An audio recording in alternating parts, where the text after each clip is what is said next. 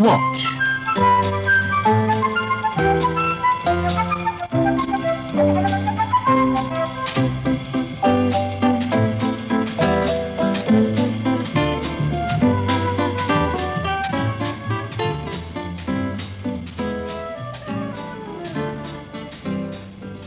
Hello. Last week we told you how the shepherd boy David killed the mighty giant Goliath. It was a good story, wasn't it? But that was just the first of David's adventures. And today we're going to tell you what happened to David when he grew up to be a young man. Come and meet the people in this week's story. Well, here's King Saul, looking as bad-tempered and grumpy as ever, and Jonathan, his son, and here's David. He's a lot bigger than last week, isn't he? Because since he killed Goliath, he's grown up to be a brave young soldier. And he's married to one of Saul's daughters. David's made a lot of friends by now, including Jonathan, the king's son. But there's one man who doesn't like David, and that's King Saul himself. You see, people used to say that Saul was the bravest man in the country, but not now. David's the hero now. And Saul doesn't like that a bit. The fact is, Saul's jealous of David. And when people become jealous, things can get very nasty indeed. Long live David! Long live David! Long live David! Long live David! Long live David! Long live David! Long live David! Long live David! Just listen to that, Father.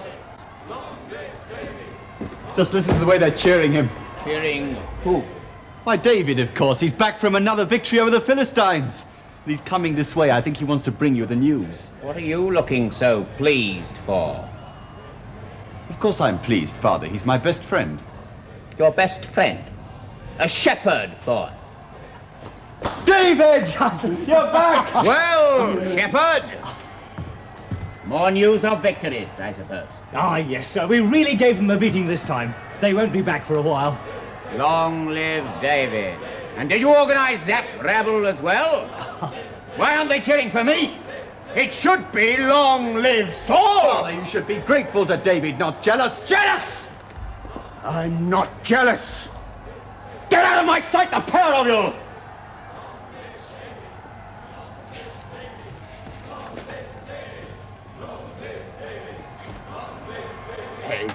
David.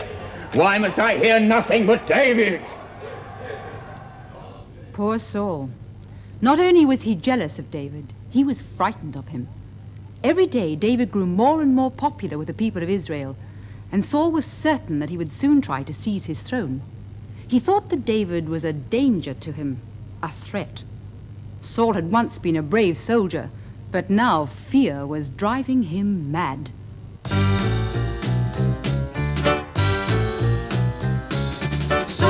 Saul, he was a bad man. Saul, he was a madman. Saul. There were voices whispering in his ear, and the voices filled King Saul with fear. This is what he seemed to hear. That man, David, he's a threat. Catch him in your net. David has got to be killed. That man's blood has got to be spilled. Saul, he was a bad man. Saul, he was a madman. Saul. As he lay awake each night in bed, there were voices pounding in his head, and this is what those voices said. That man, David, he's a threat. Catch him in your net. David has got to be killed. That man's blood has got to be spilled. Saul, he was a bad man. Saul, he was a madman. Time and time again, he'd hear those voices in his brain. Voices driving him insane. That man, David, he's a threat. Catch him in your net. David has got to be killed. That man's blood has got to be spilled. That man, David, he's a threat. Catch him in your net. David has got to be killed. That man's blood Has got to be spilled.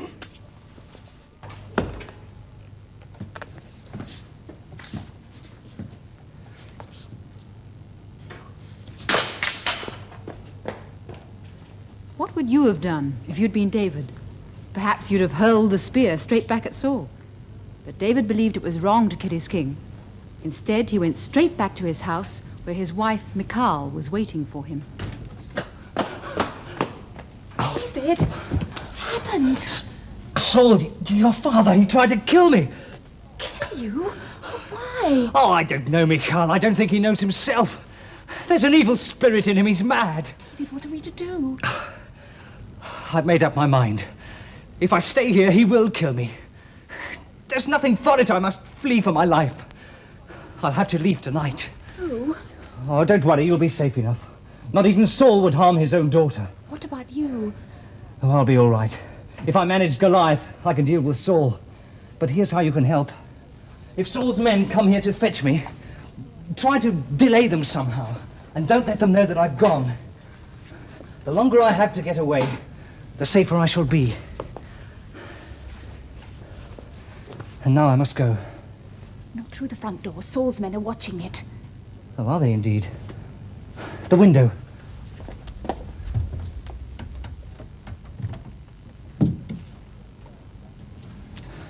Goodbye, Michal. David? I'll be back. Someday.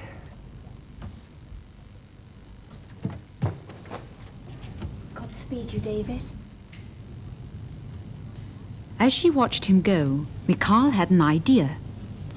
She put a dummy under the bedclothes, and then she arranged a goat skin on the pillow to make it look as though David was sleeping in the bed. She was only just in time. Saul's men had come to arrest him. Where's David? Why? Because King Saul wants him. He's to go to the palace at once.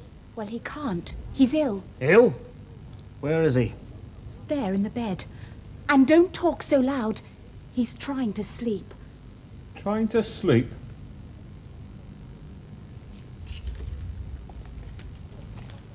What do we do now? Best report to the king. He's not to leave that bed. Understand?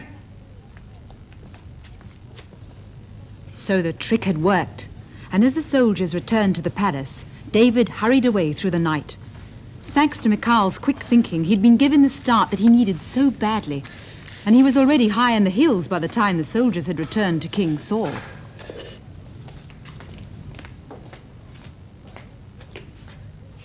Well, where is he?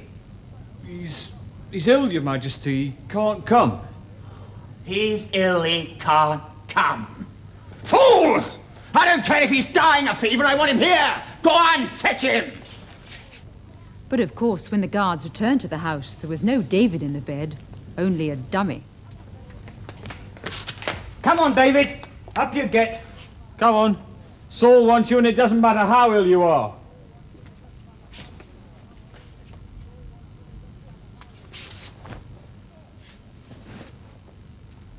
We've been tricked. David's gone. Yes, David had gone, and he was already speeding away over the mountains to safety. The place he had chosen for a refuge was the wilderness of Judea. The wilderness was a desert of stony hills. It was a grim place with hardly a blade of grass to be seen, but it was a good place for hiding from your enemies. The hills in the wilderness were full of caves, and it was in one of these that David took shelter. He was not alone. Many of his friends had decided to join him, and as the years went by, his band of followers grew bigger and bigger. Finally, Saul decided that he must seek out David and destroy him. So the king took an army of men and set off into the wilderness to try to find him. Any sign of Saul's men? I think they must be on the other side of the valley. Wait a minute. There's somebody coming this way. Just one. That's right. Quick. Hide in the back of the cave. Who is it? Do you know? Sure. I can hardly believe it. But it looked like Saul. Saul!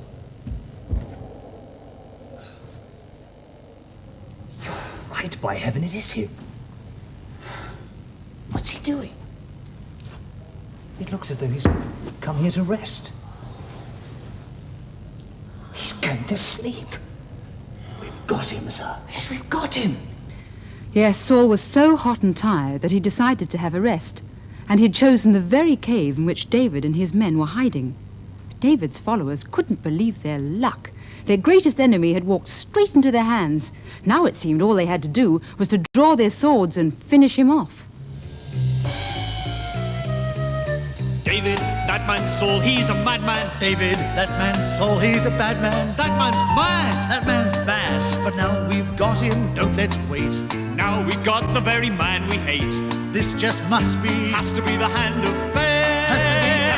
Has to be. David, that man Saul's a threat. David, now he's in your net. That man Saul has got to be killed. That man's blood has got to be spilled. Yes, I know that Saul is a madman. Yes, I know that Saul is a bad man. Yes, I know. But there is one thing you've ignored. Saul was chosen by the Lord. So drop that spear, drop it, and drop that sword. Go on, put it away. Yes, I know that Saul's a threat. Yes, I know he's in our net. But I'll not allow his blood to be spilled. I'll not allow King Saul to be killed. Yes, David had made up his mind to spare Saul yet again. Instead of plunging his dagger into the sleeping king, David simply cut off a piece of Saul's cloak. His followers thought he was being a bit silly, and perhaps some of you do as well.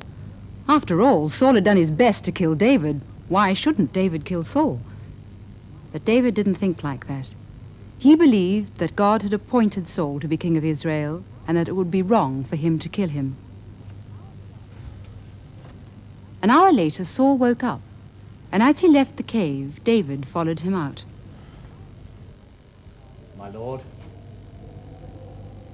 Who's that? it is I, David. David! Why do you hate me, Saul? Why do you hate me? Because you are my enemy and would seize my throne. I was no enemy of yours when I slew Goliath, and I am no enemy of yours today. Traitor! Look at this piece of cloth. Do you recognize it? I cut it from your cloak while you were asleep in the cave. Yes, I could have killed you, Saul. Then why did you spare me? Because you are king of Israel and I am your subject. Oh, let there be peace between us. No, it cannot be. But you are a better man than I, David. And someday, you will be a better king. Farewell, shepherd boy. Somehow Saul knew that David would soon be king, and he was right. Not long afterwards, the Philistines invaded Israel again, and this time there was no David to defeat them. There was a terrible battle, and Saul and all his sons were killed. Soon afterwards, news was brought to David. David, there's a messenger. Wonderful news. David, I bring you a crown. The crown of Israel. Saul's crown? Well, what's happened to him? There has been a great battle. Saul is dead. But why'd you bring the crown to me? Jonathan is the next king. The crown is his. But he too is dead, David. You must be ruler. It was a great moment for David. He'd started his life as a shepherd boy, and now he was to be king. His days in the wilderness were over. Take the crown, David. Israel needs you, my lord. Take the crown, David. We are like sheep without a leader. Is it a shepherd you need?